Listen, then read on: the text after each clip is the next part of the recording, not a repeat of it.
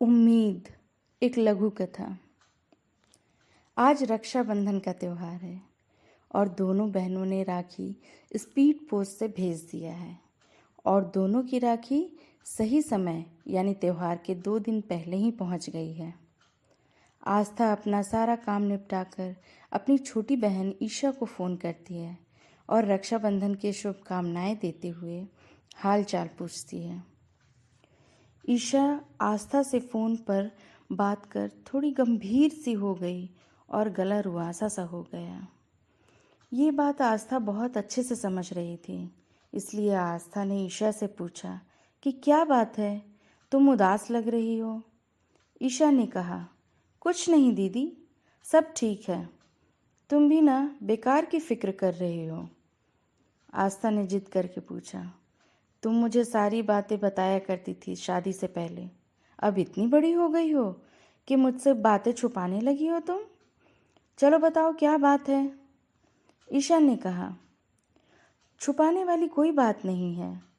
आपको पता है रक्षाबंधन में बड़ी इच्छा होती है मायके जाने की, लेकिन सास ससुर पति बच्चे की जिम्मेदारियों ने ऐसे बांध रखा है कि चाह कर भी नहीं जा पाती।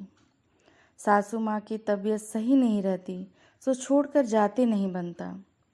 काश मेरी भी ननद होती और त्योहार में मेरे पास आती तो मैं 2-3 दिनों के लिए ही सही मायके जाती और राखी बांध कर आ जाती। ननद के होने से मेरे पति को भी बहन की कमी महसूस नहीं होती। मैं जानती हूँ कि हर इच्छा पूरी नहीं होती, इसलिए इसका दुख नहीं होता। दुख तो तब होता है जब हम बहनें राखी समय से पहले भेज देती हैं और भाई रक्षाबंधन में फ़ोन तक करना ज़रूरी नहीं समझते। दीदी तुम ही बताओ, क्या भैया फ़ोन नहीं कर सकते थे मुझे? क्या उन्होंने आपको फ़ोन किया? आस्था ने कहा, नहीं, मैंने ही फ़ोन किया था भैया के पास, लेकिन अच्छे से बात नहीं हो पाई। वो जल्दी में थे ना, इसलिए। भाभी को मायके ले जाने के लिए निकल रहे थे।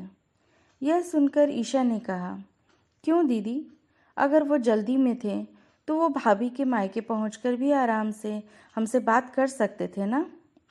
लेकिन राखी के दिन भी उनके पास समय नहीं है। बहन की कद्र उनसे पता चलता है जिनके पास बहन नहीं है। दीदी, शादी के बाद ससुराल और मायके में दूरी हो जाती है, लेकिन क्या भाई बहन के रिश्ते में भी इतनी दूरी आ जाती हैं? और कहते कहते ईशा सुबक सुबक कर रोने लगी, मानो उसे इस बात का बड़ा दुख लगा हो।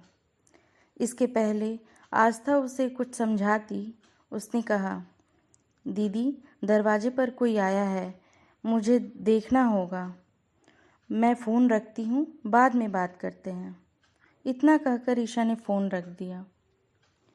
आस्था उसे समझाना चाहती थी कि उम्मीद करना छोड़ दे। जीवन सिर्फ भावनाओं में बहकर जीने का नाम नहीं, बुद्धि से भी काम लेना चाहिए।